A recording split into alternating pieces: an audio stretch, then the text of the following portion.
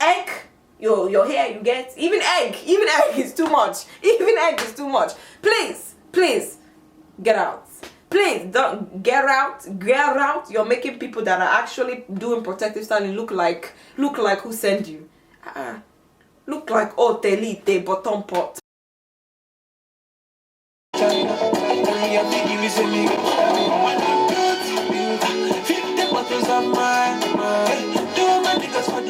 Okay guys, welcome back to my channel. JC from Just Lost JC here or whatever.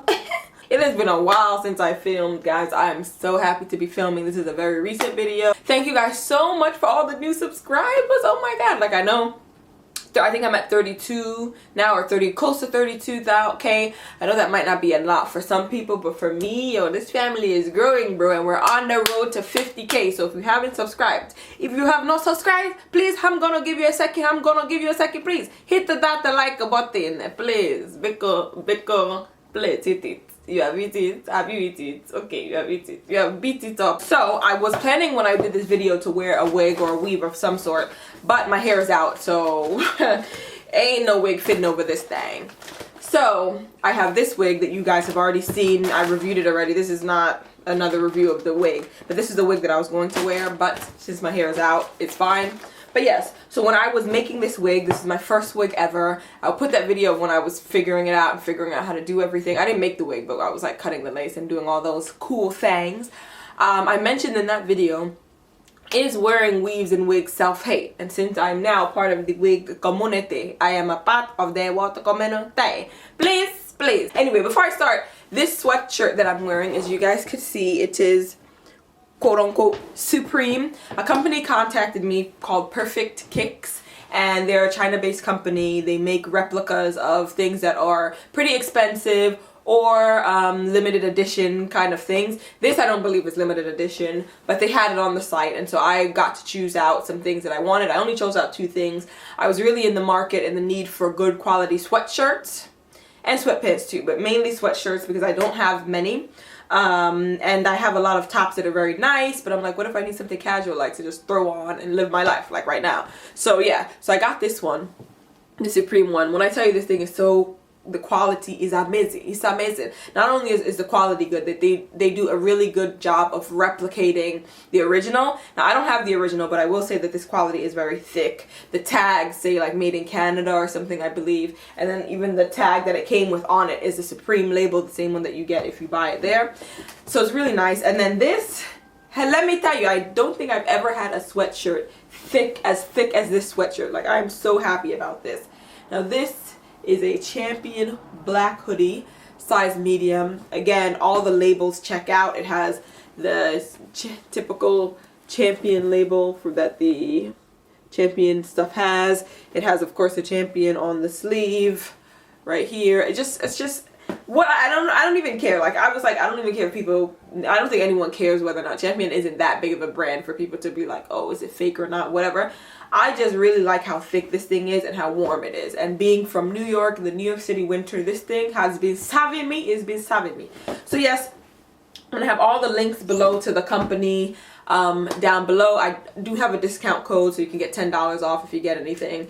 Like I said, it's up to you whether you want to get it or not. I was just in the need for some sweatshirts, so I'm very happy with them, and I'm loving the quality. So now, for those of you guys that this may be your first time, seeing me or being on this channel, first of all, welcome. Have you subscribed? Have you subscribed? This is my real hair, but I do have a wig, the wig I'm referring to, this wig right here, that is similar to my hair. Not the same texture. My hair is 4B, 4C. This wig that I have is 4A, 4B kind of wig. So when I was putting on the wig, I was like, is this self-hate? And that kind of just prompted like the whole, is wigs or are wigs and weaves self-hate or not? So the first one, first of all, I just mentioned winter is coming, winter is here. First of all, they're very great for insulation. Like if you have a head that gets cold, a wig is definitely like it's a hair hat. Like it's a hat that has hair on it. So it does keep you warm. So that's a great practical use for it. 2, it's very, very good for trying new styles and new colors without damaging your actual hair. So if I wanted to see how I'd look with a blonde fro per se, or a red fro, instead of bleaching my hair and lifting it to get the blonde, or to bleach it and then put the red on there, or even just putting red dye on my hair. I can see if I, first of all, like the way I look with that hair. If I wanted straight hair, and I'm like, I don't want to straighten my hair because I might get heat damage, but I do want to have straight hair for today or tomorrow, however long, I can have the wig instead. So that's another great use of it. And of course, the one that we all know and we all love is protective stylings. I prefer twists. You guys know that in majority of the time, and if you don't know, majority of the time my hair is in 2-strand twists. That helps me grow it long. It helps me maintain the way that I like my hair to look when I wear it out. Yeah, so a wig is another way of protective styling. If I had those twists per se and I'm over the twist and I want to fro but I don't want to take out my twists, I can put on this, you know, Delago fro wig and be out the door while still protecting my hair. So now that we are done with the practical uses. Now we're going to get into the nitty gritty. Are you getting me? I'm getting nervous. These are the arguments that I've heard for why it is self-hate, and then the arguments that I've heard combating that or refuting that and why it's not self-hate. I don't agree with either sides. You know, I kind of see where the people that say it is self-hate are coming from, and I also see where the people that say no, it's not. What are you talking about? Where they're coming from. So these are all arguments that I've heard. These are things that some of you guys commented on the other video. So I'm just laying it out there and so we can have this discussion popping. One angle that some people take that are attacked, especially black women, attacked or reprimanded for wearing wigs and weaves or shamed, whatever. They say things like, well, we're not the only women that do that. Like every race of women wears wigs, weaves, extensions alike. Pretty solid point. That's why I'm saying it, because it's the truth. It's true. That what ties into that argument is the fact that it seems like whatever black women do or whatever we put on our bodies or do to our face or do to our hair, that's always some kind of political statement. It's always politicized. It's always scrutinized more than when other races of women do things, actions, what they do in appearance, all those things. So I definitely understand when people are like, well, we're not the only ones. Stop looking at us. Why you care what we doing with our hair? We're not the only ones. Honey, hello. Okay, so what people counter to that is that yes, all women may wear wigs and weaves, but black women are the ones that wear wigs and weaves that are not similar to their own hair texture. So for instance, obviously white women wear extensions and wigs and weaves, but people say that they wear the wigs and weaves that are similar to their hair texture, so straight or wavy, whatever the case may be. I can't even say color because a lot of women dye their hair different colors, so that doesn't even, to me, like, I feel like people wear wigs and weaves and extensions that are whole different types of color. But the main thing is that the texture is similar to theirs. Whereas you'll find many black women, I don't know how much this is true now because I feel like the natural hair movement is very much so picking up. But all I can say is that in Brooklyn, where I am, I can see this argument being actually true because a lot of women, black women, have hair similar to mine, if not like 4A, 3C, whatever. But the wigs and weaves that I see in my surroundings are more so straight, more so giving me Indian wavy, Brazilian curly, you know what I'm saying? And of course, we all know black women can have that type of hair texture, we get it, but majority of people that I'm seeing wearing wigs and weaves are wearing straight wigs and weaves. Like, okay, do all of them have, like, would all these black people naturally have straight hair? Maybe, who knows? But yeah, so that's the argument to that, and I'm also like, well, I can see that too, because yes, she might wear a wig or weave, this white woman might wear a wig or weave, but she's wearing a wig or weave that looks like her hair, like it could have been her hair. Whereas we're wearing wigs and weaves that look like our hair if it was straightened and silk pressed and like permed to submission even. Like, it just is unrealistic. So I definitely see both sides of the story. Another argument that people with the wigs and weaves then say, which I agree with, is like, well, we're just trying to protect our hair. We're just trying to have it grow. Which I said already, a practical use of wigs and weaves is definitely 129% protective stylings. And you guys know how I feel about protective styling. Like, you guys know how I feel about it. I can go and die for protective stylings. Okay. Maybe not die, but I love protective styling. So I'm all 100% on board with that. I'm like, yes, I know many people that protect their hair with wigs and weaves. Now, we're going to go to the counter argument that I have heard for this, which I'm also like, word. So people that counter that are like, okay, fine, it's for protective styling, but you're protecting it to what end? Because we never have seen your natural hair, and we never will see your natural hair. It's like 10, 20 years you've been wearing wigs, weaves, whatever, and we've never seen your natural hair. So you're protecting it for what? For your coffin? You're protecting it so when you die, it looks good. Like, with protective styling, your hair, like, just like any part of your body, skin needs air, needs like to breathe. That's why most of the time we wear cotton, because cotton is a very breathable material. It's like, you should be wearing cotton underwear, you should be wearing cotton bras and stuff, just so that even places that don't get to see the sun can breathe. And so with your hair as well, if you're wearing wigs, weaves all the time, not having oxygen just to like the epidermis, the scalp, is not gonna help or promote the hair growth that you want. So if you're trying to do protective styling so that your hair can flourish, I do think it's important to have your hair breathe at least once every 3 months. You know, I get it, like some people sew down wigs and weaves so you can't just take it off, but if you can just take it off, then I like, why not once a month at least your hair comes out, you know, it has a little breather and then gets right back in there, so that you are making sure you are promoting the hair. So I think people counter that argument of protective styling. Well, you can't always call something protective styling if we know, and I do think this is true. I do think a lot of women have heard people that actually use wig and weaves to protective style say we're protective styling, and so they just jumped on that bandwagon saying, oh, I'm protective styling, when they're really not protective styling. They don't care how their hair looks underneath. They don't really take care of it. Like the people that say they're protective styling with wigs and weaves actually take care of their hair underneath. And I know people like that. Like one of my friends is recent natural, and she likes wearing wigs, weaves, but she's like 100% into her hair care underneath. She has all these new products. She's always trying things to get her hair to flourish, you know, castor oil treatments, like she's on the journey so that she can now wear her hair out.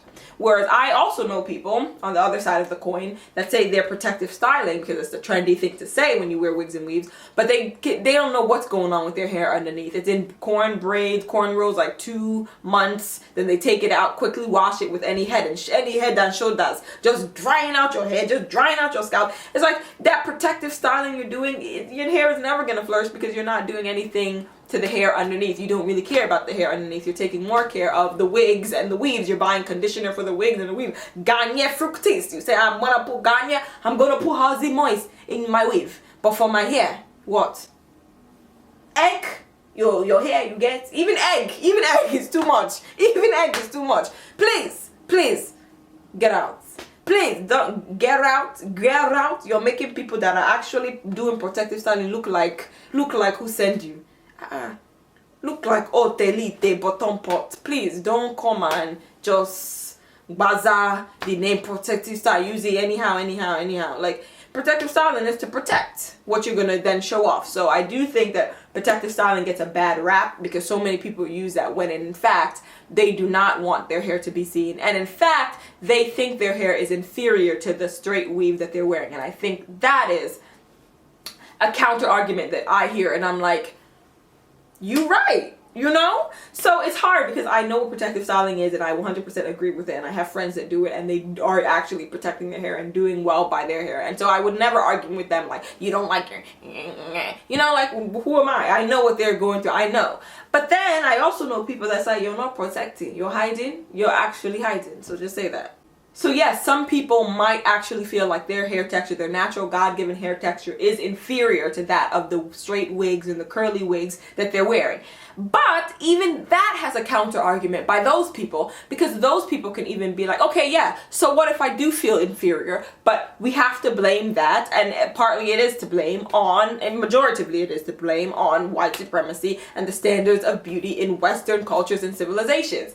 Like, it's just what it is. And especially being a woman, there's sexism. You know, it shouldn't be the case, but we know that looks are a huge part of how a woman is perceived in society, not just Western society, anywhere. Looks are important for women, and it shouldn't be that way, but it is. Like, more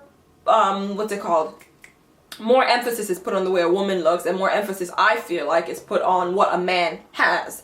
That's what I feel like. And because of that, on top of that, there's the racialized sexism. So not only is it sexism, but like now it's racialized. So now as a black woman specifically, the sexism now is geared towards, okay, the way you look. Well, how is that proximity to whiteness? Well, I guess you could change your skin color if you bleach, but presuming you don't bleach, fine. You can't do that. So how else do I get closer to whiteness? Okay, well, I wasn't born with straight hair, and I could straighten my hair all the time, but what's the point? It puffs up. I'm gonna get a wig and weave because I think my hair is inferior and I want to be closer to the standard of beauty and what it is. And so even that, I have to be like, you know what, you're right. There are people, black women, that have had locks, that have had fros, that have had all these things, that were kicked out of schools, that were kicked out of someone's military, that was kicked out of someone's something, that was told that their hair is making people uncomfortable. These are things that have happened. These are things that have been documented in the news. We've all heard about it. So what? So what if someone sees all that and says, I don't want to go through that. I'm going to slap a wig on them. So what if not everyone is like, I heard that story and here I am with my fro. What's up? What's up? You have a problem? Like, not everyone is like that. And should I blame them that they don't want to be quote unquote fighting the power? But then also the argument is like, when I wear my hair like this, I'm not trying to fight. I'm not like wearing my hair like this as a statement to be like, yes, beauty is supposedly is straight, so I'm gonna wear my fro. Like, no, I'm just wearing my hair like this because one, I just think I look better with it like this. And two, I like my hair. I happen to be one of those that see the beauty in what I have naturally and want to flaunt and protect it and show it off. Why not? You know what I mean? So, and not everything is a statement for me. To be honest, I wouldn't even say when I got I'm like, oh, I'm wearing the fro today. I'm sure some people perceive it like that, especially because I like to pick mine out. There's not much. My hair's 4B4C, so it's more frizz, I guess, or coil than curly. So it does give more of a fro look, and I'm like, here I am.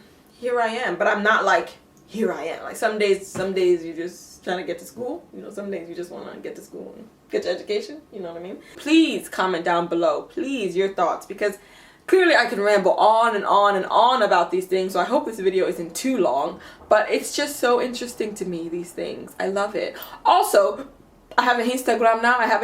And yes, you will see a lot of fro on the gram because why not? Hello. But yeah, so if you're into natural hair posts or just fashion stuff, because you know we fashion out here, definitely check out my Instagram. I'm gonna have it on the screen now, and I'm also gonna have it linked below. So follow me there. We have a lot. Hello, honey. We have a lot of fun over there. Also, I wanted to talk to you guys about this thing. Like, I'm in a school. I'm not going to talk too much about it, but I'm in school and we all have to do a mandatory trip to Los Angeles, LA. And so we're trying to fundraise for that. So we are selling sweatshirts and t-shirts, which I have on the screen now. So if you're not interested in that, which I totally understand, there is a donate only button. So you can donate $1, you can donate 50 cents, whatever you have, that's all. It's fine or whatever. And so I'm going to link that down below. I don't know what accent I was trying to do there. I think right now what I'm trying to do, yeah, is I'm trying to do one of the accent. But yeah, you can do it as yourself. You can do it anonymously. Whatever you can give definitely helps us out. If not, that's cool too. Anyway, guys, thank you guys so much for watching, and I'm gonna see you in my next video.